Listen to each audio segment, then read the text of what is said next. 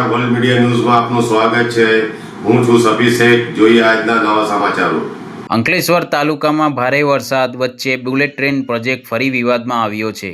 ઊંટિયાદરા સહિતના ગામોના ખેડૂતોનો આક્ષેપ છે કે પ્રોજેક્ટની કામગીરીના કારણે વરસાદી પાણીનો કુદરતી નિકાલ અટકી ગયો છે, જેના કારણે આશરે 100 એકરથી વધુ ખેતીની જમીન પાણીમાં ગરકાવ થઈ ગઈ છે।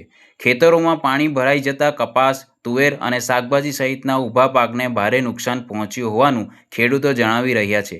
પાક બરબાદ થતાં ખેડૂતોને મોટું આર્થિક નુકસાન વેઠવાનો વારો આવ્યો છે। ખેડૂતોનું કહેવું છે કે આ અંગે અનેક વખત રજૂઆતો કરવા છતાં સમસ્યાના કાયમી ઉકેલ માટે કોઈ અસરકારક કાર્યવાહી કરવામાં આવી નથી।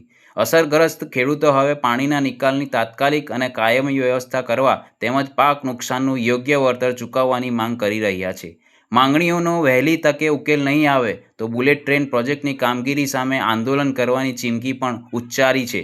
બીજી તરફ બુલેટ ટ્રેન પ્રોજેક્ટના મેનેજર ઉમાવ ચંદ્રએ ટેલિફોનિક વાતચીતમાં ભારે વરસાદને કારણે આ સ્થિતિ સર્જાઈ હોવાનું જણાવ્યું છે।